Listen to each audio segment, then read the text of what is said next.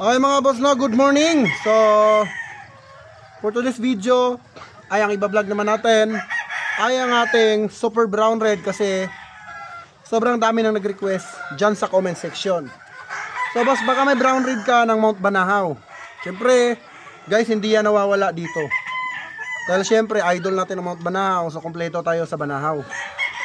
Ngayon guys, ito papakita ko sa inyo yung class A. Ayan po, pulet, ready to breed.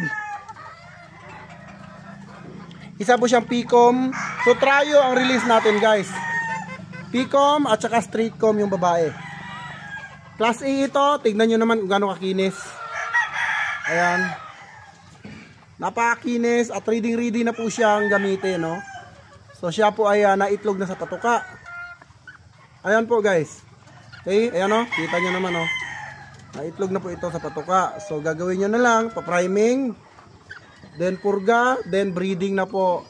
Saktong sakto, local banded. Ito yung ating class AA. Ayan guys, kita nyo naman kung gaano ka quality yung ating brown red. Napakakinis na kanyang balahibo. Siyempre nilagyan ko na po yan ng wing band at saka leg band. Lalo na yung lalaki guys, pakita ko sa inyo mamaya, straight com din ang lalaki. So ito yung napakaganda, ang ganda talaga. Yan, class A na pulet. Talagang dalagang dalaga mga idol, no? Ito po ay 8 months na pulet, napakakinis. Ayan. Ngayon pakita ko naman sa inyo yung isa pang babae na straight com naman na class A din. Guys, affordable, nagtaas na po yung Banahaw ngayon, at yung mga hindi makaka-afford ng super brown red, sa akin kayo, affordable talaga. Trayo ang release natin guys. Ang ganda oh. Alright, wow. So sobrang dami nang nag-comment. Ngayon pagbibigyan ko kayo guys, paunahan lang po ito, no reservation accepted.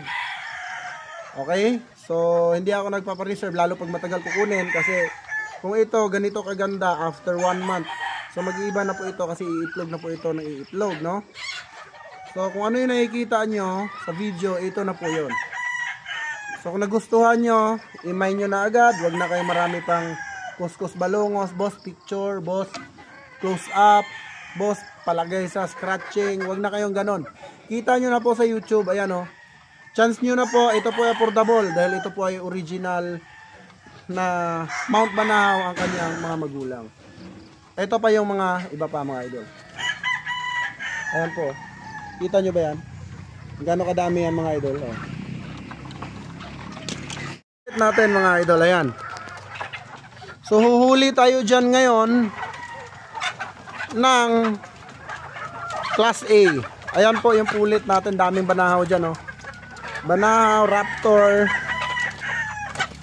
Allen Roundhead. So napakadami natin pulit. Ayan. Mga class A. Ayan guys, oh, kita nyo naman ang dami oh. Nasa 150 yan guys. Marami yan, no? So guys, ito pala yung isa pang pulit. Hindi na siya nakakain. Wait lang, saglit lang ito guys. Ayan po yung isang super brown red. Kita nyo naman. At medyo galit na siya kasi hinuli siya, no? So ito po yung pang trayo natin. Ayan, ganda ng itsura guys, grabe. Ganito po yung nanay niya nung nakuha ko sa Mount Banahaw. Ayan guys, oh. So ito at papakita ko na sa inyo yung lalaki para wala na tayong maraming kuskus balungos, no? Class AA guys, pati lalaki. Alright? So ayan, pakainin na natin siya mga idol.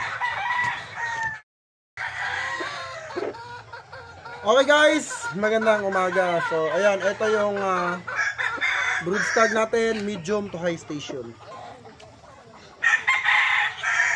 Ayan guys, so kakatapos lang niyang kumain. Ayan. So ito, kamukha talaga ng broodcock ko ito. Yan guys, napakaganda. Banahaw street breed. Street breed po ito, medium to high station. Mahaba po ang panyan guys. Ayan o. So ito yung lalaki na makukuha nyo sa akin trayo. Guys, 40k na po yung banahaw ngayon na original. Now, ito original na rin ito. Dito lang binread, no? 40k na po ang original ngayon, pero ito hindi nyo ito, kung bibili kayo sa Mount Banahaw, ganito lang din ang itsura. Good as original. Wala lang wing band at leg band ng Banahaw, pero may wing band at leg band ng JTP. Gold brass, then banded. Ayan guys, ito yung pure SBR. Kita nyo naman yung babae kung gaano ka quality.